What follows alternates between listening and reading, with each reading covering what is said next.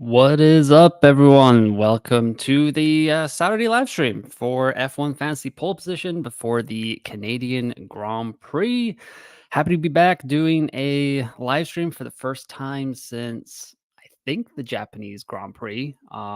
Things have been up and down since then, so say hi in the comments. Let me know where you're watching from. If you can hear me, hopefully that is going okay as well. As you can see on the screen here, looking at the live weather from Montreal. That's kind of all that matters this weekend as of right now. We don't have any simulations. We don't really have a lot of practice information coming along out of F1.com, all that kind of fun stuff. So I'm just kind of going to go through some information here, answer some questions. If anyone has any questions, just post a comment below. And yeah, we will just work through it over probably like the next hour. I guess a little bit shorter if there's not a lot going on. But yeah, this is what it looks like in Montreal right now. So, a little bit dry, but we're expecting a lot of rain. So yeah, it will be an interesting weekend. Let's just keep going through. If I can get my mouse over here. So we will look over here at the actual kind of hour by hour for the weather over here. It might be a little tough to see. Let me see if I can do something about that. There we go. So we've got FP3 today. It's going to be about 12:30. You can see cloudy, 34% chance of rain. As we go through the day, it does get a little bit more kind of going on with the weather. So yeah, we will see how that goes. Um, and yeah, it's going to be a kind of strange race. If anyone is watching and can let me know in the comments if they can hear and see me, that would be greatly appreciated, as it doesn't look like it's working on the YouTube side that I'm looking at, but it is also kind of it looks all right on the other side. So I'm not entirely sure. Let me know if you can hear and see me. That would be great. Let's see here if I can do anything about that. Comments, all good. All right. Thank you, Rafi. Thank you from Norway. What from Norway? Hello. What are my thoughts on Alonso this weekend? I can hear and see you. Perfect. Yeah, I'm actually thinking about bringing Alonso in just because he did all right in FP2. That's an encouraging sign. So that is kind of in my thoughts right now. He would be just one move for me. I am a little bit keen on just rolling a transfer this week. It'd probably mean I need to take out one of Yuki, Kevin Magnussen, and or Nico Hulkenberg, which isn't ideal because they are a little bit more experienced. And I have Joe Guan Yu in my lineup. I'd actually like to get rid of him, but I do not have the unfortunately, I don't have the budget to get all the way up from Joe Guan Yu to Fernando Alonso. I have a lot of money in the bank because in Monaco, I was being a little bit too clever, I would say, and I left some money in the bank trying to go like if Charles Leclerc didn't qualify and Max kind of fixed it again. It didn't work out that way. So I have a lot of money in the bank that I can use with one free transfer.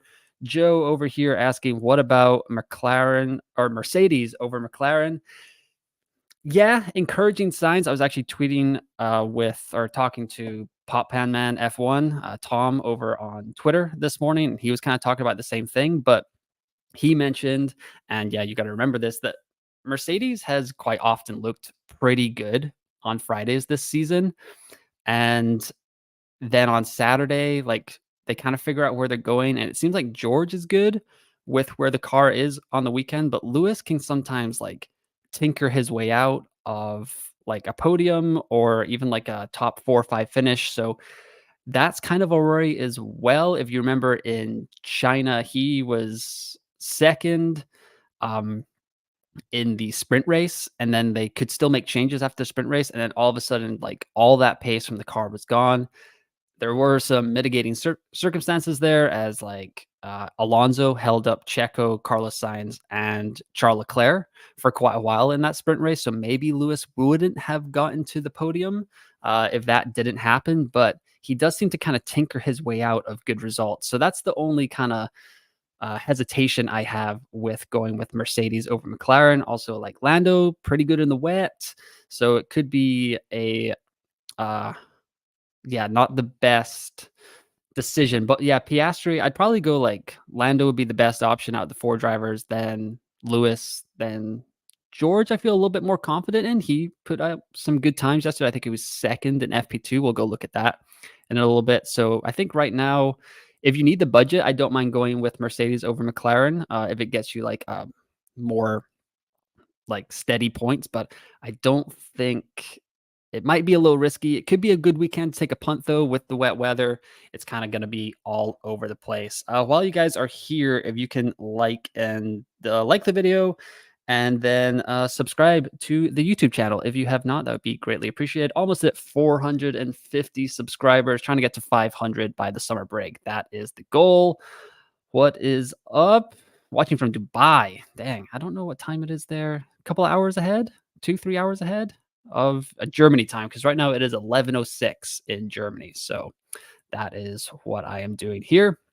Looking over here, let's see here. Alrighty, so Rodolfo Alves has this tweet here. He said the forecast remains quite complex for the rest of the weekend. Showers/thunderstorms, some heavy, should again develop on Saturdays and Sunday afternoon. The official FIA risk of rain, tweeted by Fergie Weather, is FP3 40%, quali 80%. The race is 40%, rising to 60%. So that was tweeted about 7 hours ago.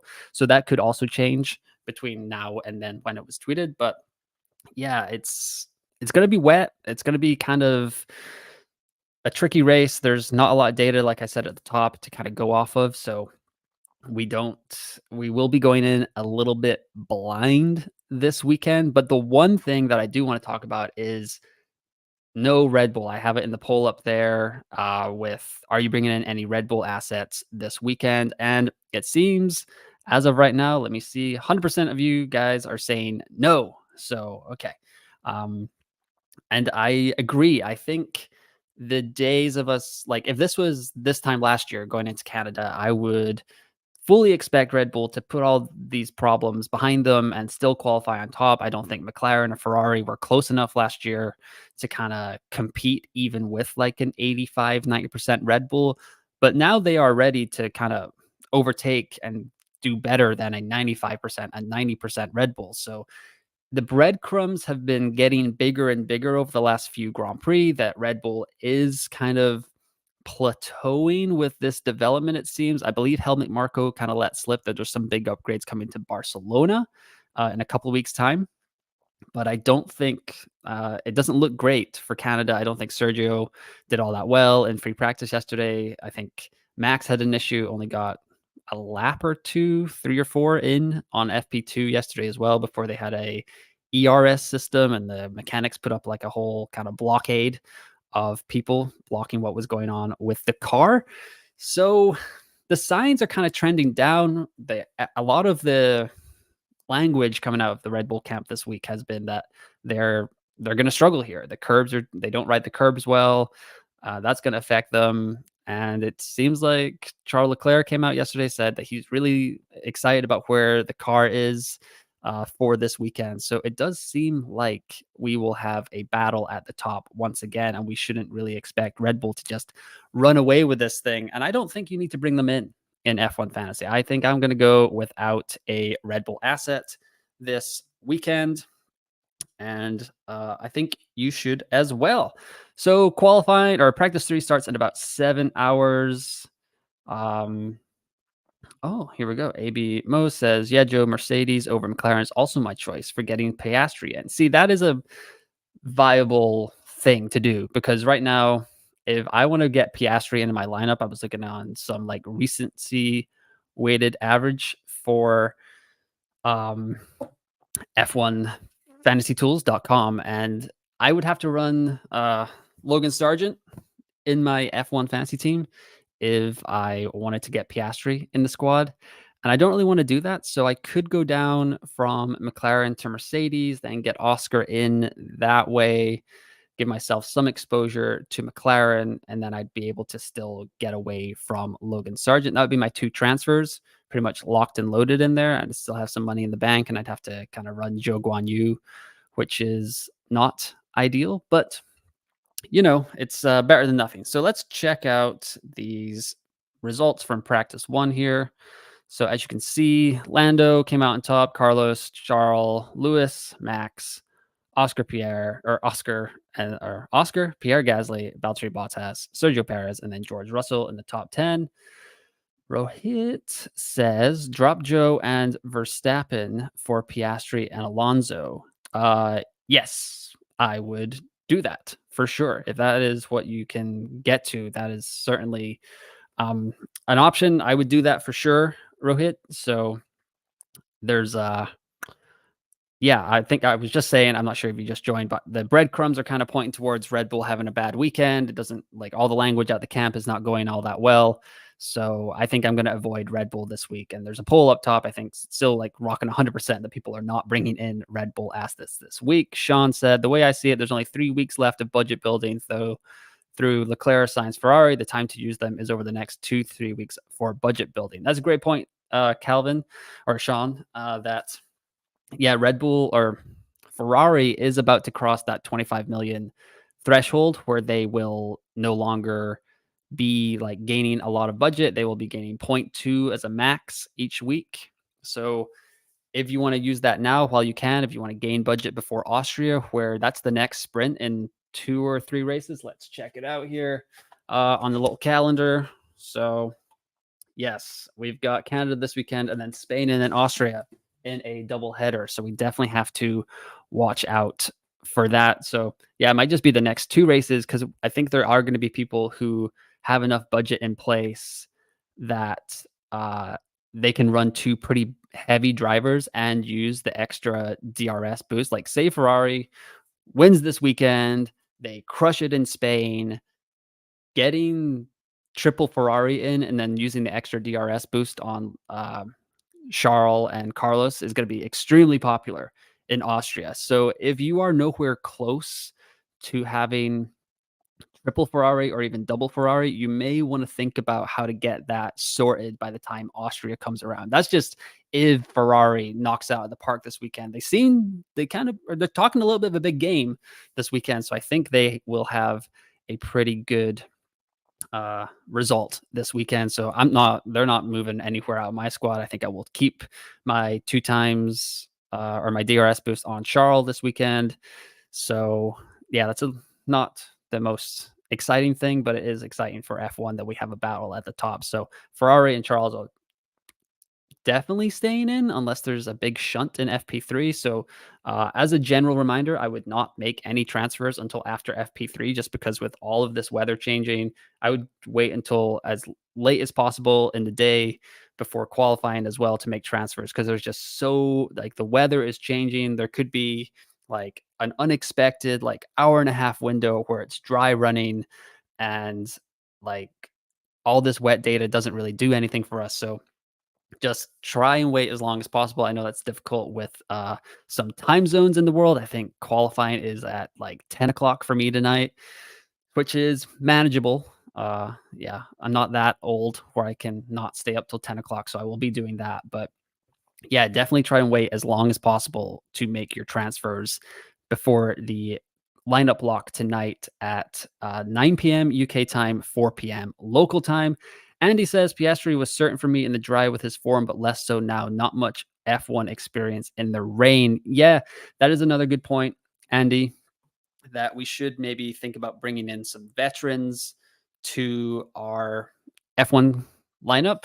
That's why like Nico Hulkenberg was second in qualifying here last year. I think I mentioned it in my race preview earlier this week that like I had to go back and watch the YouTube highlights because I actually didn't believe F1's.com's result. But yeah, I think Max crossed and then Nico crossed, and there was a red flag because Oscar kind of shunted it in the turn at one point.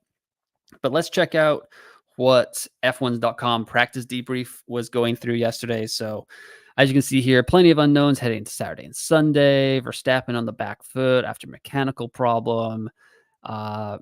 Hamilton in good spirits, which is encouraging. I don't know if anyone saw his interview on Hot Ones this week, the like chicken wing eating show with like hot sauce. Pretty funny. He was kind of not so nice about the Mercedes car this year. So for him to say some encouraging stuff after that kind of comes out is a little bit of a change in tune for him. So I think he's happy that it's probably going to be changing conditions. He will thrive in that. I think his prospects in F1 fantasy definitely get a boost. Some people are thinking about bringing him in. I believe Pop Pan Man F1 is thinking about that as well. He feels a little bit on an island, but we'll see if we can get through FP3 and Mercedes still look good. I think Lewis will become very popular in our F1 fantasy lineups this week, just as a budget building option, good in the rain, and could like be sneaky differential, try to get a little bit of a head start. The problem is that it's good for 1 week, but then you're kind of like booking in another transfer for the week, and you're also missing out on like Sean said, that the Ferrari, it's kind of the time to build budget with Ferrari. The thing is, like once they go up to the tier A, they won't gain as much. And if Mercedes kind of continues this trajectory where they're making like smaller and better gains towards getting towards the front, like we can still drop down to Mercedes and build budget that way. So it's maybe just like a patient game. Like you can just ride out the Ferrari and then you can go down to Mercedes if they're starting to look good. But I do think we're going to get to a point here where McLaren, Ferrari, and Red Bull, all of our 8 of those 9 assets are all going to be above the $25 million mark. And then we'll just have Oscar left as the budget building option. So we do need to kind of think about that moving forward. Let's see. Pre-event simulations suggest Red Bull are the favorites, but this table here, let's kind of zoom in a little bit more. Oh, there we go. This is gaps to Aston Martin. So slow corners, a lot of people not really competing with them, medium as well. And then on the straights, it looks like Mercedes and Red Bull Racing or Visa Cash App RB were a little bit faster than them. But Sean asks here thoughts on Mercedes for constructor this week. Yeah, I don't hate it. They should they should have a better chance this week with just being like a cooler racetrack. They tend to do not so hot on warm races just because they have a little bit of a integral kind of like or systemic cooling problem in their car, it seems like most of the time. So a cooler race should mean that they can get more performance out of their car without worrying about it too much. It seems to be kind of the trendy thought throughout F1 and the F1 fantasy community. So Mercedes is definitely a good shout this weekend. I don't mind them at all. I don't think I'll go there. We'll see. I could go there if I believe in Oscar. I think I'd have to go there because I really, really do not want to run Logan Sargent in the rain at a track that he's only raced at a couple of times, or this will be a second time in an F1 car that he will have raced at this track and in the rain, and just it's not going well for Logan Sargent at all. So I would be able to go from I'd get Oscar in for like K-Mag or Hulkenberg, and then I'd downgrade from McLaren to Mercedes. That's how I would do that.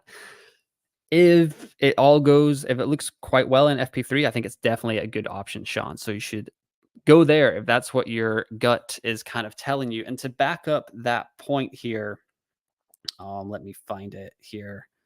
Sorry about that. So this is from F1 Fantasy Tools, where they have excellent simulations. Definitely go there.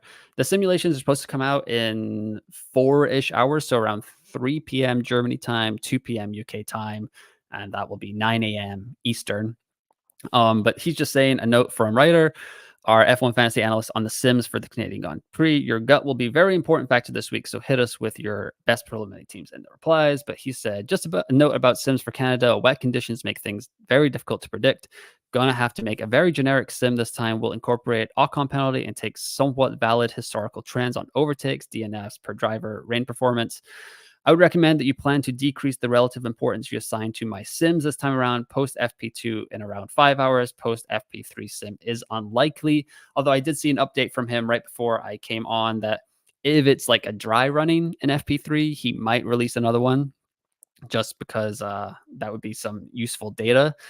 Um, and yeah, so don't live and die by the sims this week, even coming from someone that is doing the simulations. But something, another like little data point that we can use is from F1 Fantasy Tips.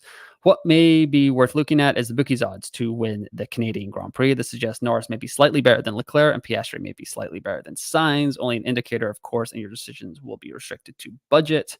But if we go down and kind of check it out. So this is from Bet365. Max Verstappen still a favorite to win here. Lando Norris 4-1, Charles Leclerc 5-1, Oscar 10, Carlos 16, Fernando Alonso, and then it just gets like out of control down here. But so they still have Max favorite to win, which is interesting. Just with like we've talked about all the Red Bull breadcrumbs, kind of not wanting to like. It seems like it's gonna be a bad weekend for them once again. And the lack of running in FP2 is quite concerning. Um, yeah, like I said, it was this time last year, we all bet on them to overcome it. And I think because they did it in Imola, we were kind of thinking that it was going to happen again in Monaco, and then it didn't. Monaco's a total one off, obviously. But yeah, just something to think about. I don't think we're going to be, a majority of us seem to be avoiding Red Bull this weekend. Definitely, you can maybe go with Max if you really want to, if you really believe in him. But I don't think I'd touch the constructors, and I definitely wouldn't touch Sergio Perez. He was on the first episode of my new kind of F1 fantasy series that I'm doing: green flag, yellow flag, red flag, kind of a buy, hold, sell segment for F1 fantasy. So you can check that out after the live stream is over. But he did get a red flag. So spoiler, I would sell Sergio Perez this week. Moving on to some more information that came out this morning. I'm looking for it over here. Let's see. Well, I can just show you this little update here for the F1 Fantasy Pole Position League right now. Top 5, Pesa Racing, Obi Guan Yu Joby, which is still a great name, my favorite name. But Pesa Racing 3 has an interesting lineup heading into Canada here. So they've got triple Ferrari already. They've already got Mercedes, Hulkenberg, Bottas, and Sonoda. So it'll be kind of interesting to see what they do. League leader for F1 Fantasy Pole Position. They've already that's a pretty solid squad they've already got going on there. Let's see. We can go to so far. These are the this is the post. So we can go recency weighted average and see what we'd be going on with here. A budget of, let's say, 115 million. What would that get us in these recency weighted average? So it would be Ferrari, Red Bull, Leclerc, Alonso, Sonoda, Joe Guan Yu, and Logan Sargent. I really don't think a lot of us want to be kind of rolling with Logan Sargent this week. That would not be good for our mental health to watch the American kind of slide all over. But 115 million is a little bit higher than what my team is at, which is 114.5. And this is where the squad is at heading into FP3 right now. Charles Leclerc, Kevin Magnussen, Yuki Tsunoda, Joe Guan Yu, and Nico Hulkenberg. Let me know in the comments what your budget is. I have my team 1 is 114.5, team 2 is 114.4, but my team 3 is 119.1. So if you have a higher budget than me, we can flip over to team 3 and kind of adjust on the fly over there. So right now what I'm thinking is I've got 8.4 million in my cost cap remaining.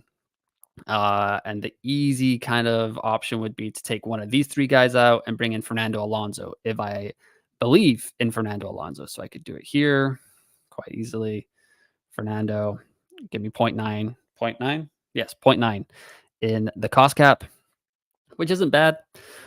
Gives me a little bit of flexibility, but that kind of be my one move. That way I could roll another transfer into Barcelona in a couple of weeks. But if I wanted to get to Oscar, I think I would have to kind of, yeah, here we go. So yeah, I'm actually 0.1 short of getting Mercedes. So that would not go well. I'd have to make another move. I'd take a -10 to get Mercedes in. So that kind of scuppers that plan to get Oscar in for me.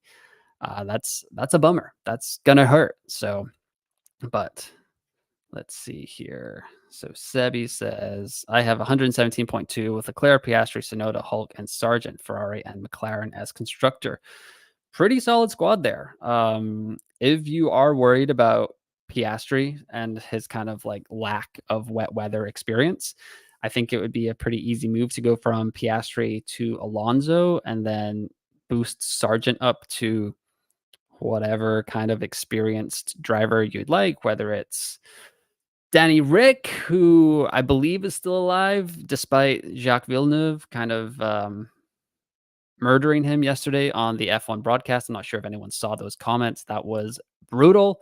It was a little bit refreshing to see that on Sky Sports, just kind of someone shooting from the hip almost with his comments, not so like measured in his analysis or whatever. But yeah, I think you could go from Piastri to Alonso there and then boost up Logan Sargent. Actually, if we go to my FP3 team, we can just check that real quick. So this is my FP3 team here.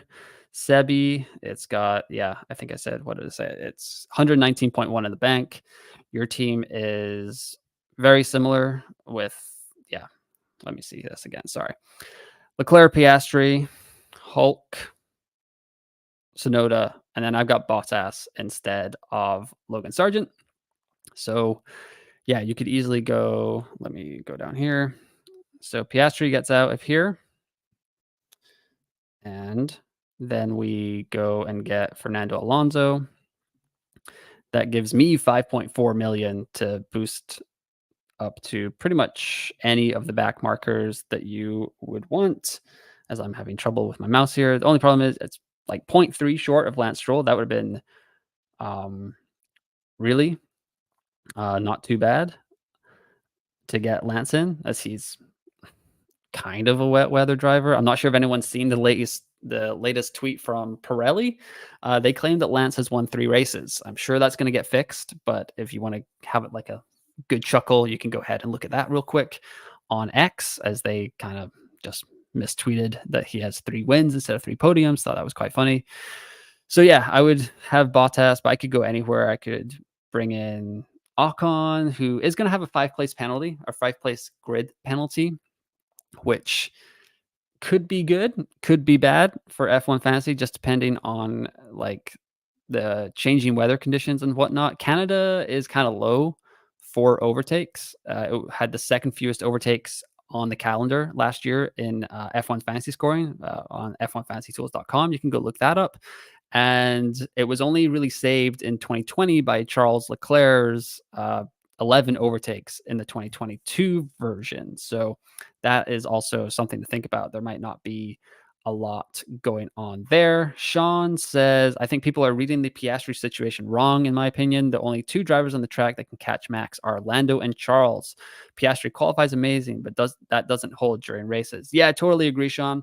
I did talk about that on green flag, yellow flag, red flag, just as that's kind of his downside, like his tire management, which didn't come into play in Monaco. So he was able to hold on to that P2 pretty easily, as there was just 0 passing going on in Monte Carlo a couple of weeks ago. And yeah, tire management is an issue for Oscar.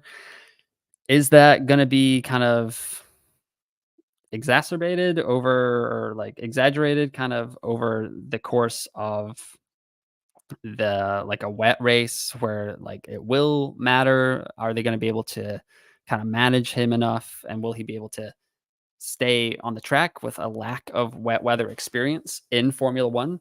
So I think I agree with you there. Lando and Charles would be the preferred guys over Piastri.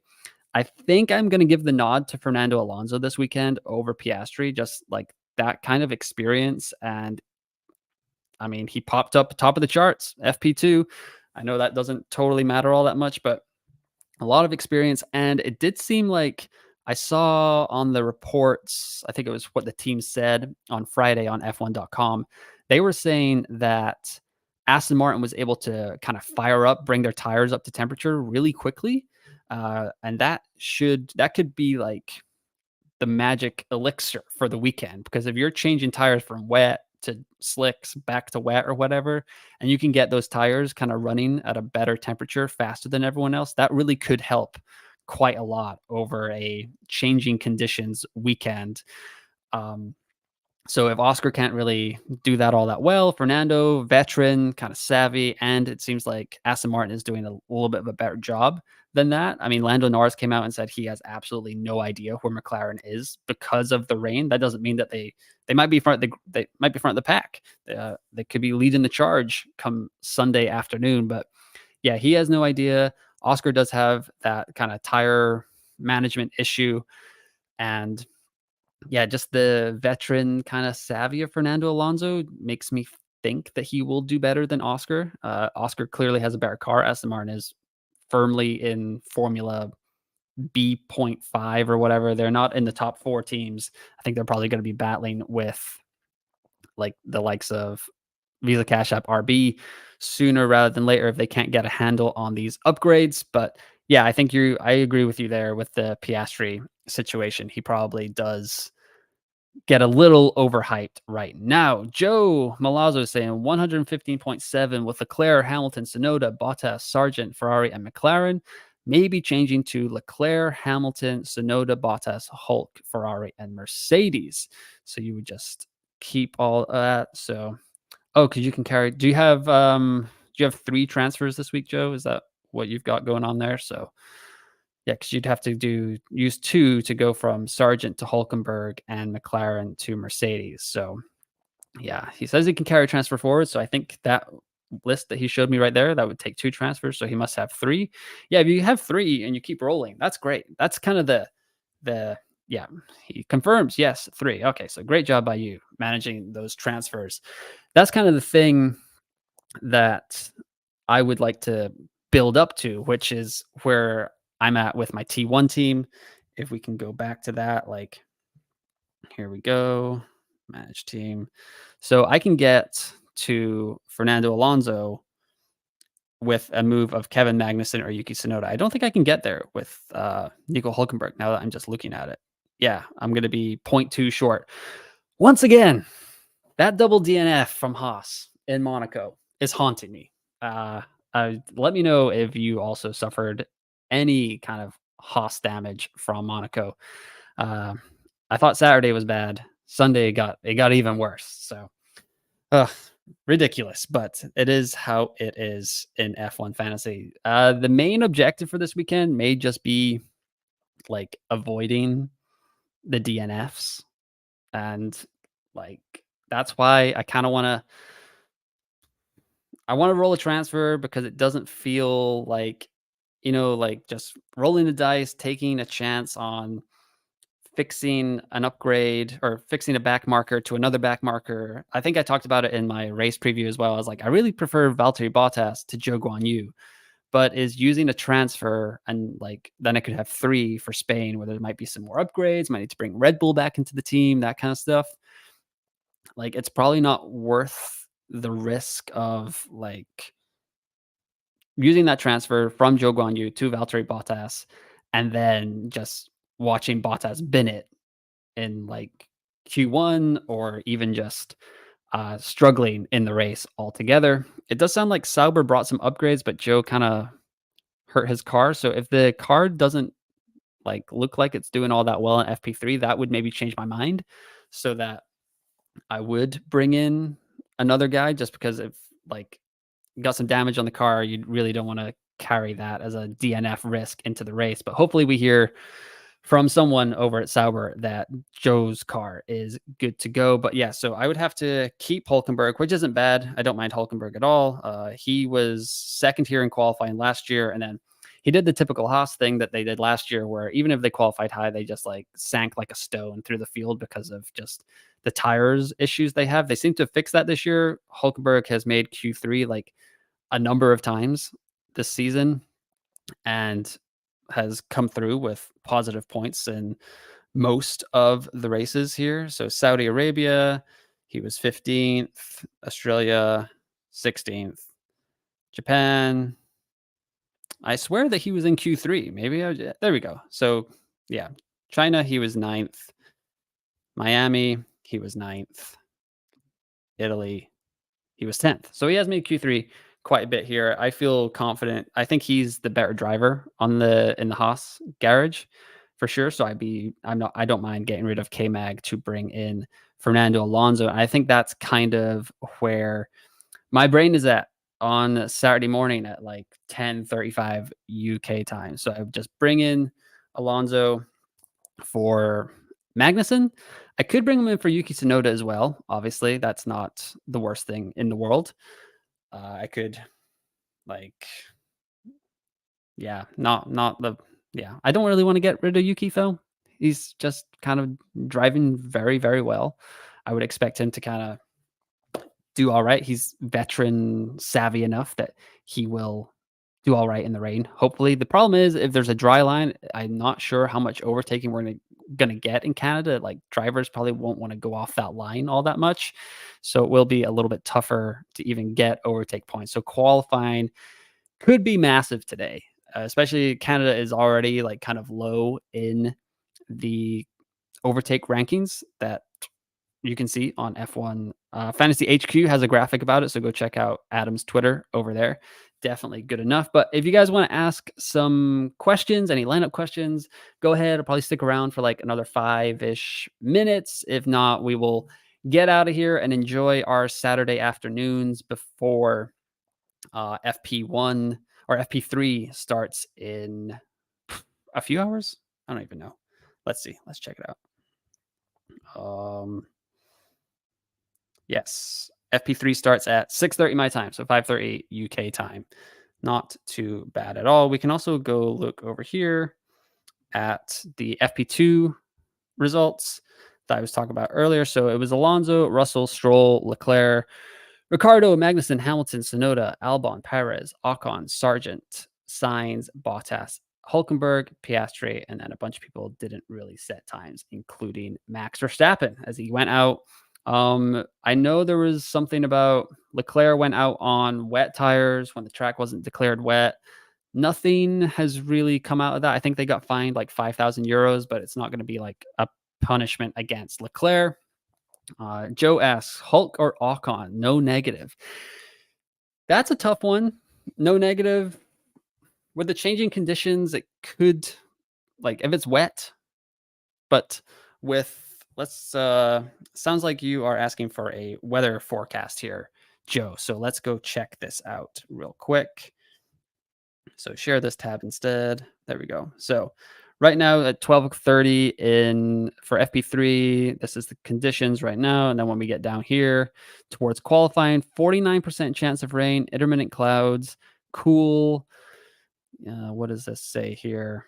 I'm not a meteorologist, so I don't know anything about that kind of stuff. But let's go and check out what it's going to look like on Sunday.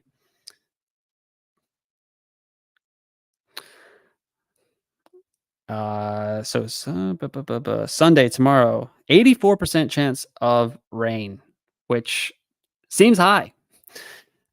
Morning, afternoon. Let's go check this out as well. So, yeah, average. So in the afternoon, it says cloudy with a couple of showers and a thunderstorm. Probability of precipitation 60%, 3.3 millimeters. So, yeah, there's going to be some rain tomorrow. It could be on and off throughout the race, Joe. So I think it would be a good use of your no negative chip. I know it's probably ideal to play it on a sprint weekend when it's wet. I've seen some early forecasts for Austria that show it's going to be like sunny and rainy and stuff, but we're still 3 weeks out from Austria. So that's really tough to kind of say. I use no negative in Australia. And it saved me a max DNF, like a few points there, which was nice. But yeah, probably a better idea would be a wet race. I think it sounds like it's going to be like rainy enough that we are going to like have some issues going on with drivers that are going to be DNS. I'm not sure there's going to be more DNFs than usual. But yeah, the wet conditions could lead to some crashes and us pulling out our hair tomorrow afternoon or tomorrow night, whatever time in the world that the Grand Prix is going on there. Let me just see what else we've got going on. Yeah, so let's go check out. Has anything else come out?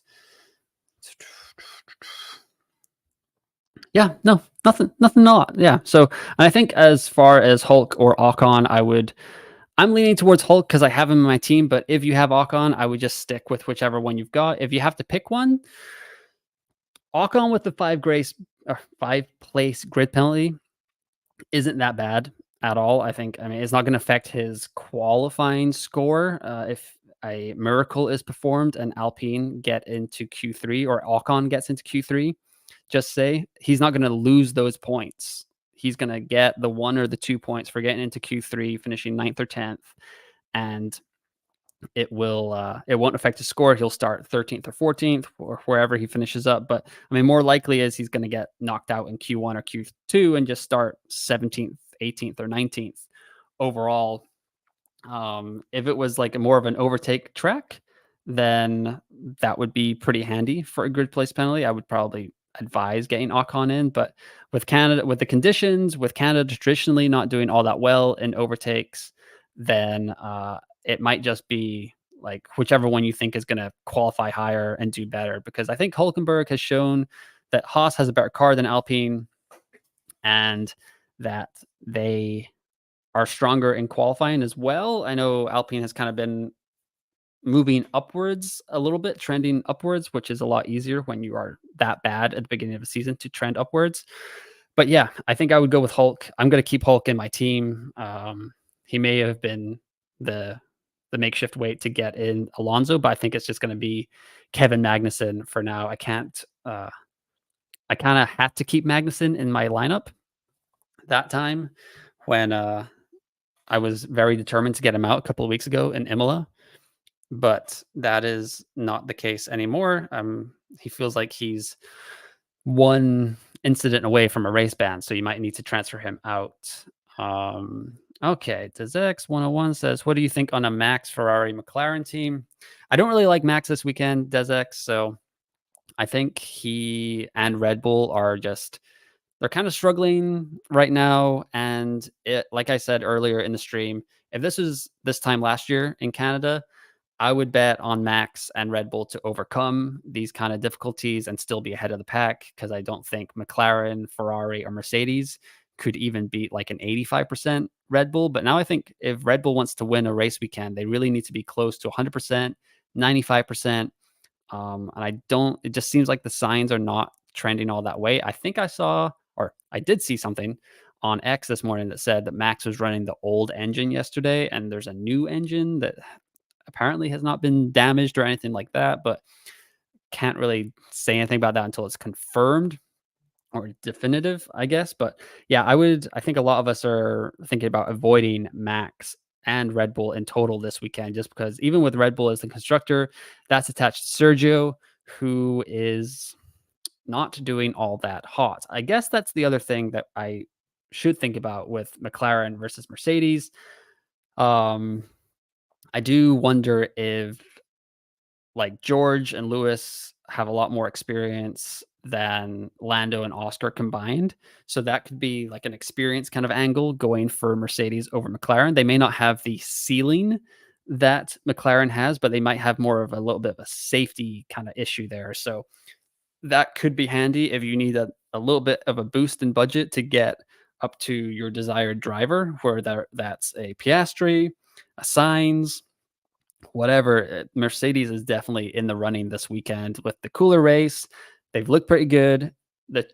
What they've been doing kind of traditionally this week or this year, this season, is they look good on Friday and it kind of all falls apart on Saturday and Sunday, which is not ideal. But maybe the changing conditions, the weather, the wet track that seems very excited about. He was excited about it in China, and he took advantage of it there with a second position in the sprint race. So that is something to think about there. Like, your constructor is attached to the drivers. We all know that. So we don't really want to do Red Bull because it's checked to Checo. But then you maybe don't want to do McLaren because it's attached to Piastri if you don't believe in his wet driving ability. Matthias says, thoughts on Aston Martin looking very good. Yeah. I am thinking right now, Matthias, that I will be bringing in Fernando Alonso for Kevin Magnussen. Kevin Magnussen will be making way for Fernando Alonso. I kind of tweeted that out this morning. I think about bringing in a world champion to my team, kind of leaving the door open that would be Max Lewis or Fernando. So there you go. I think it is going to be Fernando for me. And F1 Fantasy Tools said that you don't really, the data will be useful, but it's not like kind of what we need to go by this week. Like if you have a gut feeling, feel free to go with that because the sims are not going to be that strong because of the data, the lack of data to kind of back those up. So they're going to do their best. They're going to kind of give us like a guide, but it's maybe not like a, you know, you kind of, if you really want to do well, definitely go by the sims this week. Matthias said, was going to bring Alonso and I can afford Alonso signs Leclerc if I need, but need to drop McLaren. So can you get that lineup in if you drop McLaren down to a Mercedes, or are you talking like dropping it down to like a Visa Cash App RB kind of Haas constructor there? Let me know. Budget is 117.6 million. I was going to go for Ferrari, Mercedes, Leclerc, but I'm not sure if I could swap signs. So how would go with triple Ferrari? Besides Australia, McLaren and Mercedes are close on fantasy points. Yes, that is true, Joe. Let's go check it out over here. Constructors, season points. So McLaren, 388, Mercedes, 291. Let's go see what you're saying. Yeah, Australia, negative 17 points. And then McLaren did quite well in Australia with 54 points. That is a very big swing. So, yeah, good call by you. But yeah, Ferrari, I think they need to be in all of our teams. I think they are the new Red Bull right now. They seem to be very confident about what they're going to accomplish here in Canada. Maybe not like a race win. I can't like say that any team would like to guarantee that, but yeah, it seems like a podium is definitely in the running, and both the drivers seem to be quite confident in the car.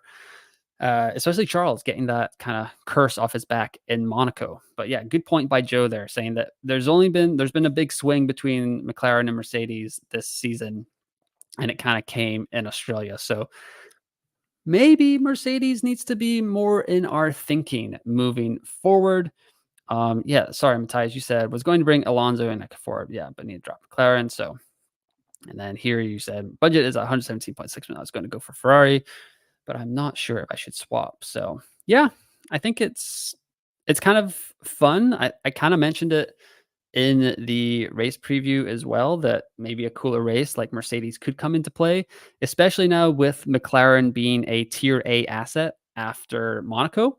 They got the price bump that they will not go up as much in price anymore. So Mercedes is the next best budget building option after Ferrari. So if you are still in the budget building game, you're not too worried about points at this time in the season, and you just want to keep gaining budget and more budget. Mercedes, that's another kind of pro in their column to get them in to your F1 fantasy squad. Yeah, so this is kind of where my head is at right now, though. One transfer, if I was going to bring in Mercedes, that would give me another 4.8 million. And then there's quite a lot of options. I could go double Mercedes. Uh, so I'm not entirely sure if I want to do that, but if Lewis is feeling confident, double no McLaren, double Ferrari, double Mercedes, I don't hate that um at all, to be honest. I kind of like the diagonal color scheme as well. Just kind of looks quite nice. Using a little bit more of my budget, point 0.8 gives me a very good budget building base. I'd feel quite good about where those guys would go. But yeah, who knows? We'll see. FP3. Hopefully, Lewis doesn't tinker his way out of like a okay kind of running car. I know he loves to do that. Blake says, Euan, I currently have Stroll, but I'm thinking of swapping out for Alonso. Is it worth it, or should I save my transfers and stick with Stroll? The kind of lazy narrative, I would say, is that Stroll is good in the rain because he's done it a couple of times, but I don't really remember like over the last 2 or 3 seasons him really like thriving in the rain. Maybe Lance Stroll of old did that. I do think Alonso has the leg up on Stroll, but I was kind of saying this earlier, Blake, that yeah, the kind of opportunity cost of having like another free transfer for Barcelona, three transfers where possibly Red Bull is bringing the upgrades and they could be like a lot stronger. I think Helmut Marko kind of dropped that Red Bull will be bringing upgrades to Barcelona. So I don't mind keeping the extra transfer. I don't think you can go wrong either way. My feeling is that I would prefer Alonso for this race and moving forward, but he has also been in a little bit of a bad run of form. Let's go check him out over here. 9-2-5. I think he hasn't even made F or Q1 in a while. Yeah, last Q1 was in China. So that is something that we need to consider as well. Though it wasn't that long ago in terms of like races, just been a long time in terms of time, but definitely not performing up to what he was last year. I mentioned that on my race preview, like all of his stats, points per race, points per million, qualifying position, race position are all down from 2023. The Aston Martin has been overtaken by all of the top four cars and sometimes Visa Cash App RB. So it, you could go with Stroll's good in the rain. You can go with his home race if that makes you feel better.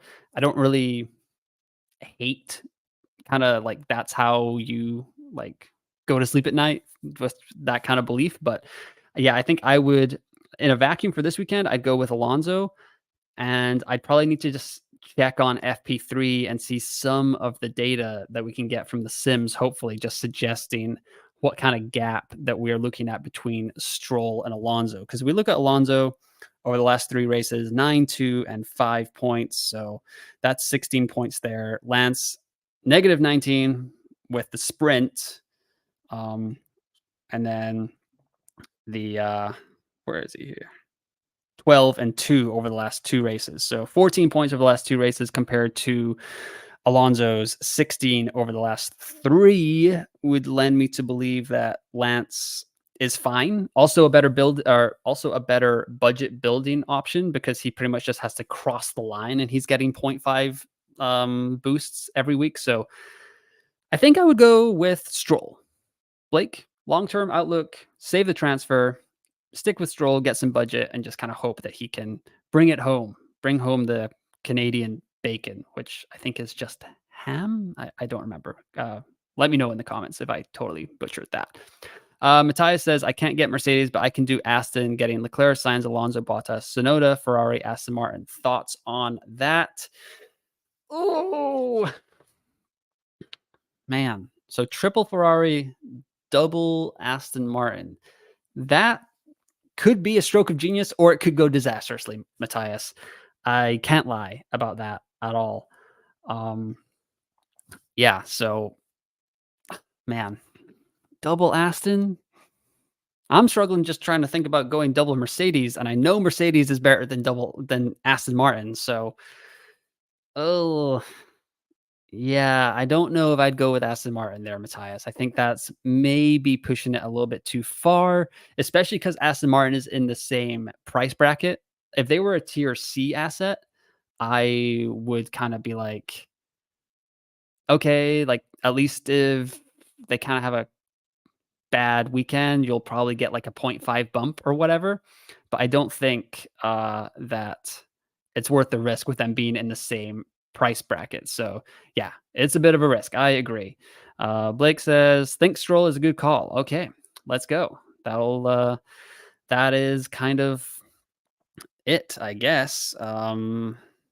See, I'm looking at this double Mercedes now and it looks pretty good, but um pretty risky.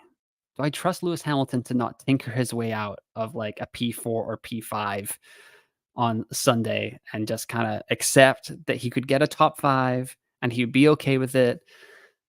Can he accept that as a 7-time world champion?